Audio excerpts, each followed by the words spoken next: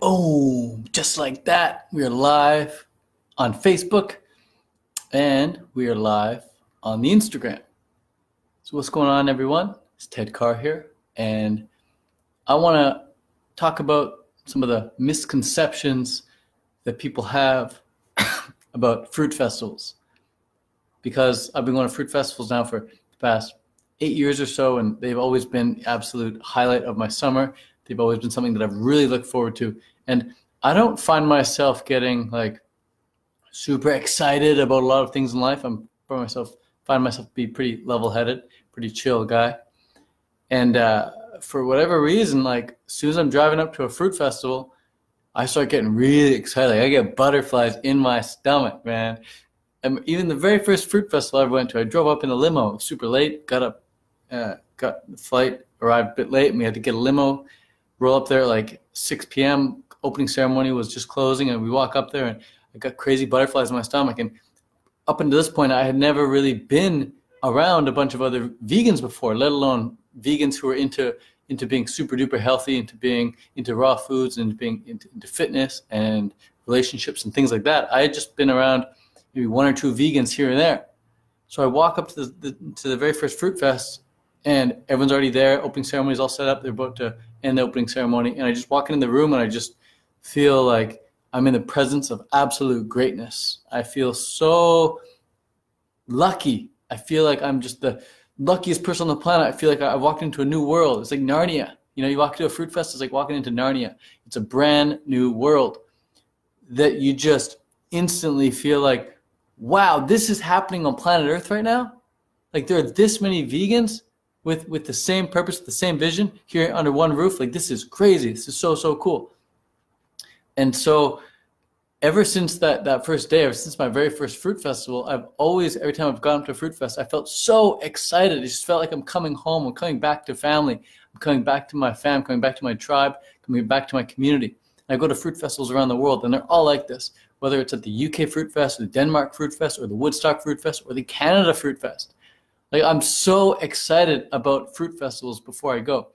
As I'm driving up there, even in the airplane, even I'm getting packing my backpack, I'm getting excited to go to this fruit fest because I know I'm going to be around family. I know I'm going to be around friends. And these are people I don't even know. Like, the reason I love fruit fest is, yeah, I get to see my old friends. Sure, I get to see the old friends I made in past years, but I get to make new friends every single time. And that's not because I'm extremely extroverted. In fact, I'm consider myself quite introverted. I like to just stay home and chill. If any of you know me personally, I don't like to really leave the house much. I like to stay home in my crib and not do too much. I like to just stay behind the computer here. But when I get to a fruit fest, it's like everyone's smiling, everyone's high vibe, everyone's very attractive. You want to have a conversation with everyone, no matter how old or how young they are. Everyone's very vibrant, everyone's very welcoming. And so you sit down and you just start eating some fruit. People come up, they're like, hey, can I sit down beside you? And you're like, yeah, sure. I'm Ted, by the way. And they're like, hi, I'm Sarah, or whatever. You know, they sit down beside you and they start talking, start chatting, start eating. And it's a good time. And it's like this, not just with me at a fruit fest, but with everyone else at fruit fest. I see really introverted people who are making friends left, right, and center. And so one of the misconceptions about fruit festivals is that, like, you have to, like, be part of the in crew to go. Like, people need to know who you are if you're going to fit in. And that's completely bullocks. Like, nobody needs to know who you are before you go to fruit fest. You're going to meet everyone there. 90% of the people who go to the fruit fest don't know anyone. We all show up and we all make friends on day one. So that's the first misconception. The other misconception is that people think that they need to actually be raw to go to a fruit festival. They think like, oh, I haven't been eating fruit long enough to go to a fruit fest. I've only been vegan for a month or something, or I've only just become vegetarian, or I just found out about the fruit diet. I'm not raw. I'm not at this level yet. I couldn't go to a fruit fest. I'd be too embarrassed. The only way to really succeed with being vegan long term, being raw vegan long-term, whatever diet choice you have, is to have support, is to have communities, to have the network. So if you're too scared to enter the community in the first place, you're going to feel left out and you're going to want to drop off the path a lot easier. So the people who maintain veganism long-term and have the most success with it are the ones who come to these festivals and learn from the leaders, who learn from the long-term vegans, the long-term raw vegans, the long-term athletes, the long-term social media influencers, the people who've been doing it, the people who've been getting the results. You learn from them, but you don't need to have any experience yourself before coming to a fruit fest. You can come brand spanking new, baby. There's most of the people there haven't even been vegan for a year, haven't even been vegan for, a full 365 days. They're just there because they're so attracted to this idea of veganism, of eating raw foods and eating raw fruits and vegetables. So you don't need to be raw, you don't even need to be vegan to go to a fruit fest. You're gonna make a ton of friends there, and you're gonna find that a lot of them are very accepting no matter what kind of diet or lifestyle you've been living up until this point. So that's something to really keep in mind as well. If you're on the west side of North America, you're in California, or you're in Seattle or Oregon, or you're in British Columbia or Alberta, whatever, west side of North America or Canada, you definitely want to come to the Canada Fruit Fest happening in August. If you're on the east side of America, then you want to hit up the Woodstock Fruit Fest and use the code COMEFRUITYOURSELF to save yourself $100. But onward we go. The other misconception a lot of people have is that they think, like, if I go to a fruit fest, I have to be 100% raw. If I go to a fruit fest, I have to face my withdrawal symptoms. I have to face coming off, some drugs. I have to face coming off caffeine. I have to face coming off cooked foods and all this stuff. And that's not true either. If you go to a fruit fest, you can pretty much eat whatever you want, but you're not going to want to eat anything else because you've got unlimited fruits and vegetables at your disposal. And when humans are given free stuff, they take it. If you want to keep eating whatever you were eating before the fruit fest, sure, bring it along with you, eat it there. Fruit festivals don't force you to do a cleanse, but we definitely would encourage you to try it out. And you're probably just going to feel inspired to do it anyway when you come to the festival. So that's something to keep in mind as well. No one's forcing you to eat anything at the festival. Pretty much eat whatever you want, and have a good time and just be yourself. People are very, very accepting, like I said, no matter what you're eating. So again, if you're on the west side of North America, then you're definitely going to want to consider coming to the Canada Fruit Fest happening August 9th to the 12th. And if you're on the east side, then you're going to want to head up the Woodstock Fruit Fest and use the code COMEFRUITYOURSELF. I'll be going to both. And if you're in Europe, you can use the code COMEFRUITYOURSELF at the festival, the UK Fruit Fest. I'll be there as well. Now, the next thing about fruit festivals that people have a big misconception about, specifically the Canada Fruit Fest, is they think, oh, Ted, the Canada Fruit Fest sounds great. I've seen all the videos from last year, and I've seen the presenters, and I've seen the schedule. It looks amazing. I definitely want to come to the Canada Fruit Fest, but I can't camp. I've never tented before. It's just not for me. I can't crawl into a tent. No worries. You don't need to crawl into a tent anymore. Nowadays, we've got big tents. And if you get yourself a nice big tent, you can get one on Amazon for like $80. A nice big walk-in tent. You don't need to crawl in. People have walk-in tents. You walk right in. In fact, you don't even have to set up your tent. We've got volunteers to take care of that for you. You gotta do is show up, give us your tent, we'll set it up for you. We'll put all your bags and goodies inside the tent for you, set it all up, put your pillow up there, put the picture on the wall for you, frame it up real nice, and you walk in there and you'll have your own beautiful tent on your own little campsite at the Canada Fruit Fest, right on the Okanagan Lake. So that's another misconception people have about Fruit Fest. They think, I can't camp. Well, it's not like you're crawling into a little tunnel. You got a nice big walk-in tent, get a nice big mattress, a bunch of blankets, and you're set. It's really cozy. And you're out in nature. Who wouldn't want to be out in nature? It's really, really fun. The other thing is, a lot of people have this misconception that, like, I can't afford the flight, Ted. It's just too expensive. And yet, if you look at flights, like if you look at a flight from California right now to Vancouver, it's like $200. A flight from California all the way to Vancouver is just $200. Pretty much anywhere in that region around the California area to Vancouver is about $200. And so flights really are not that expensive. If you're on the east side of Canada, then sure, you might have to pay $500 for a flight, but it's entirely worth it. I've gone to Woodstock Fruit Fest every single year. I've had to pay maybe $600-700 for my flight. I usually buy mine pretty last minute. And it's totally worth it. It's just $600 or $700. It's part of the journey. It's part of the experience. It's part of the process. And you meet a lot of really cool people as you go. In fact, I've met like my best friends at the airport going to these fruit fests. I've met even cooler people coming home from the fruit fest at airports. Like, hey, where were you? And I was at Woodstock. They're like, I was just at Woodstock. I was like, well, I didn't even see you there. And we just become instantly good friends at the airport coming home. So flying is actually part of the process. You meet a lot of cool people along the way. And you actually get to share your story with a lot of people along the way as well. So that's something to keep in mind and something to look forward to, not be discouraged by. The journey is part of the process. Once you actually get to the festival, yeah, you're going to be in good hands. You're going to be taken care of. But all you got to do is get yourself there and you're all set. The other misconception people have about these fruit festivals, they think, oh, my kid can't go. My kid's too young. Well, at the Canada Fruit Fest, kids 10 and under get to come free. You don't even need to buy their ticket. They come absolutely free. So we absolutely love helping the younger generation of people stay healthy, stay fit, stay happy. And so we're happy to give free tickets out to any kids 10 and under. And at our fruit festival as well, at the Canada Fruit Fest, we've got babysitters to look after the kids. You know, we've got full-time staff dedicated to looking after the kids. And it's a safe place for kids to come as well. It's not like there's any drugs, not like there's any alcohol, it's not like there's any, you know, mischievous people around. It's all friendly, happy, healthy vegans, and we're all looking up for one another. Their kids are running around with parents nowhere in sight, and we've got people looking after them, and we've got a really safe space there at the Canada Fruit Fest. And I know the Woodstock Fruit Fest also offers some babysitting. It's a really nice place for kids to run around. Parents don't know where the heck the kid is. Parents don't even need to mind because the whole community takes care of the kid. The whole community treats each kid like their own. So that I find to be really, really beautiful about these fruit festivals. It's not like a big music fest where your kids get lost and you're screwed. At a fruit fest, everyone treats all the kids as if they're their own. So I think that's pretty rad. The other thing about Fruit Fest, the other misconception people have is they think like, well, Ted, I don't know anyone at a Fruit Fest. When I go, I'm not going to be able to make any friends.